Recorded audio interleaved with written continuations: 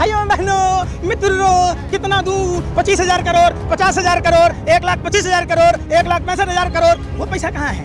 वो तो मौखिक आपने बोला था। फिर वही आप पत्रकारों को मिर्ची लेके आएगी कि भाजपा के 4-4, 5-5 स्टेटों में एक साजिश षड्यंत्र प्रयोग के तहत हिंदू मुसलमान का वातावरण बनाया जा रहा है। अभी हाल में निशिकांत दुबे ने बयान दिया, आप पत्रकार हैं, हम समझते हैं आप रोटी खाते होंगे, गोबर को च्यवनप्राश समझकर नहीं खाते होंगे। सबके राष्ट्रीय सुरक्षा सलाहकार का बेटा पाकिस्तान में धंधा करता, आप बिप कंपनियों से चंदा खाते, आप कोरोना वैक्सीन वालों से चंदा खाया, आप सटोरियों से चंदा खाया, आप शराब कारोबारियों से चंदा खाया, तो आप जवाब दीजिए। मोदी जी हैं तो भ्रष्टाचार मुमकिन है, भ्रष्टाचारियों का सुरक्षण मुमकिन है। भारतीय जनता पार्टी में जो जितना बड़ा लुच्चा उतना बड़ा ऊंचा, जो जितना बड़ा भ्रष्टाचारी वो राज्यसभा में जाएगा। जो गरीब, आपने लोगों को 5 किलो राशन पर जीने को मजबूर कर दिया। 5 किलो का अनाज 100 से 150 रुपए का, थैला 200 रुपए का। आप अपना PR करा रहे। अब तो प्रधानमंत्री जी की स्थिति देखे होंगे, आगे की सीट पर नहीं बैठते, पीछे जाके बैठते हैं। क्यों? अब उनको शर्म आ रही है चुनावी हार के बाद। 2 तरह के हिंदू हैं, भगवान राम ने ही बताया है। एक रावण और कालनेमी जैसा हिंदू और एक प्रभु श्री राम के जैसा हिंदू। दोनों में अंतर है। सुन तो ले यार, पहले सुन ही नहीं रहे आप। मैं क्या कह रहा हूँ, रावण भी मायावी था, पढ़ा लिखा सब कुछ था, लेकिन वो अधर्मी था, इसलिए उसका नाश हुआ। आप ये बात समझने की कोशिश कीजिए कि हमारा धर्म हर किसी को सुखमय जीवन जीने की कामना करता है। हमारा धर्म सभी भूखे को खाना खिलाने की बात कहता है। हमारा धर्म प्यासे को पानी पिलाने की बात कहता है। हमारा धर्म सबको उत्तम स्वास्थ्य व्यवस्था की बात कहता है। हमारे प्रभु श्री राम ने संदेश दिया। योगी जी भी वही चाहते कि कहाँ चाहते हैं? यूपी में। कहाँ? उत्तर प्रदेश में डॉक्टर नहीं है। ठेला से लेके गया, उसके बावजूद एम्बुलेंस नहीं था यार। फिर मंदिर मस्जिद हम कह रहे, आप सुन ही नहीं रहे। दंगे भड़के, क्या चाहते? दंगे भड़के। कौन भड़का रहा है दंगा? कौन भड़का रहा है? आप शुभेंदु अधिकारी ने क्या बयान दिया? नहीं कहे, आपने बात नहीं की। फिर वही आप पत्रकारों को मिर्ची लेके आएगी कि भाजपा के 4-4, 5-5 स्टेटों में एक साजिश षड्यंत्र प्रयोग के तहत हिंदू मुसलमान का वातावरण बनाया जा रहा है। अभी हाल में निशिकांत दुबे ने बयान दिया, आप पत्रकार हैं, हम समझते हैं आप रोटी खाते होंगे, गोबर को च्यवनप्राश समझकर नहीं खाते होंगे। सरहदों की सुरक्षा केंद्र सरकार के जिम्मे आता है, किसी स्टेट गवर्नमेंट के जिम्मे नहीं आता है। तो जब बांग्लादेशी घुसपैठी, जो झारखंड बांग्लादेश का सीमा भी नहीं है, अगर वहां तक आता है तो ये नाकामी किसकी कही जाएगी? केंद्र सरकार की। सरहदों की सुरक्षा देश प्रधानमंत्री के जिम्मे है, रक्षा मंत्री, गृह मंत्री के जिम्मे है। ये लोग अरे सुन ही नहीं रहे, अरे सुन ही नहीं रहे ना। फिर आप बात काट दिए ना बिल्ली की तरह। मैं आपको क्या बोल रहा हूँ, आप निशिकांत दुबे का वो स्टेटमेंट सुनिए। देश को गुमराह कर रहा है कि देश का कमजोर प्रधानमंत्री बैठा है दिल्ली में, जिसके कारण बांग्लादेश के घुसपैठी भारत में आ रहे, और वो भी झारखंड में, जो सीमा भी नहीं है। आखिर ऐसी क्या कमी है प्रधानमंत्री में? प्रधानमंत्री जी जवाब दीजिए, क्या आपसे सरहद नहीं संभल रहा?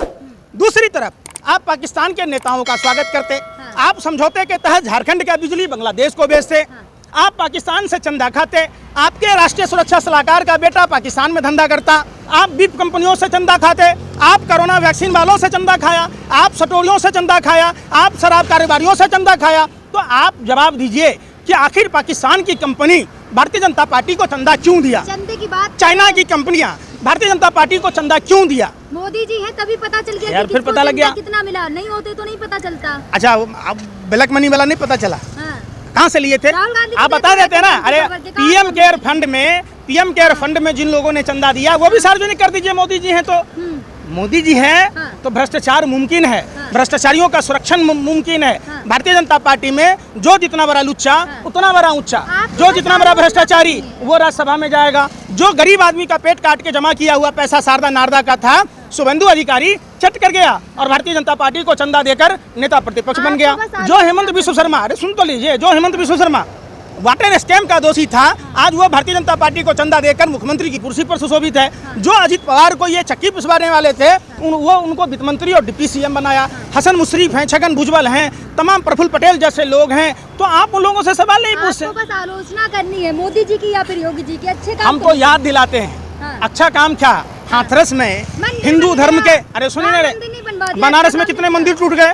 अरे बनारस में ये अच्छा काम है, ये अच्छा काम है कि आपने लोगों को 5 किलो राशन पर जीने को मजबूर कर दिया। 5 किलो का अनाज 100 से 150 रुपए का, थैला 200 रुपए का। आप अपना PR करा रहे। अब तो प्रधानमंत्री जी की स्थिति देखे होंगे, आगे की सीट पर नहीं बैठते, पीछे जाके बैठते हैं। क्यों? अब उनको शर्म आ रही है चुनावी हार के बाद। कि लोग देख ना ले, चेहरा छुपाए फिरते हैं और छुपाने से चेहरा काम नहीं होगा। आपको शिक्षा की बात करनी होगी, आपको रोजगार की बात करनी होगी, आपको रेल हादसे की बात करनी होगी, आपको किसानों की आय दुगुनी करनी होगी, एमएसपी तय करना होगा, आपको माँ बहन बेटियों के सुरक्षा का कानून बनाना होगा, आपको देश में हर वो काम करने होंगे जो देश की आवाम को अच्छा लगता है। पंकज जी, पार्लियामेंट में आप लोग मोदी जी को बोलने कहाँ? देखिए, मोदी जी को कौन नहीं बोलने देता है? जो मोदी जी दूसरे को बोलने नहीं देते, जो दूसरे का माइक बंद कर देते हैं, जो मोदी जी अपने आगे किसी को समझते ही नहीं, अपने मियाँ मिट्ठू हैं, वो मोदी जी को, प्रधानमंत्री को कौन बंद कर देगा? मन की बात कहते हैं, जली को आग कहते हैं, अब बुझी को राख कहते हैं। जिस बकवास को सुनकर देश की जनता का हाल बेहाल हो जाए, उसे मोदी जी की मन की बात कहते हैं। इनके सांसद नींद खराटे ले रहे होते हैं, उबाऊ भाषण देते हैं, एक ही घिसा पीटा भाषण। प्रधानमंत्री जी जवाब दीजिए कि बिहार को स्पेशल स्टेट का दर्जा कब मिलेगा? प्रधानमंत्री जी जवाब दीजिए, 9 साल पहले आपने जो बिहार से वादा किया था, जो बिहार की बोली लगाई थी, वो पैसों कब पहुंचेगा? कौन सा बुलबुल पर चढ़ के गया?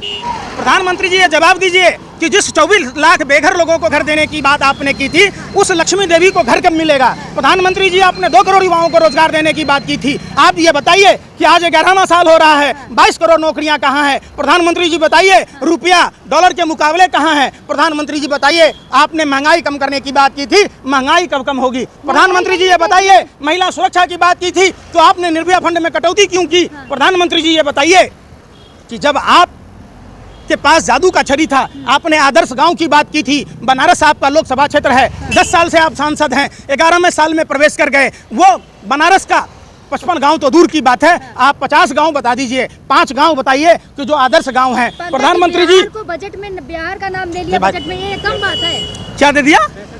65,000 करोड़। 58,900 करोड़ रुपए जो आवंटित हुई है लिखा पढ़ी में, वो मौखिक में जो बोला था, भाइयों बहनों मित्रों, कितना दूं? 25,000 करोड़, 50,000 करोड़, 1,25,000 करोड़, 1,65,000 करोड़, वो पैसा कहाँ है? वो तो मौखिक आपने बोला था। आप तब तक आपको बिहार में चुनाव था तो छठी मैया याद आ रहा था। जब बिहार में चुनाव खत्म हो गया तो सूर्य पूजा के दिन, छठ पूजा के दिन आपने अहमदाबाद में वर्ल्ड कप कराया। भगवान सूर्य नाराज हो गए, आपकी पनौती साया पड़ी।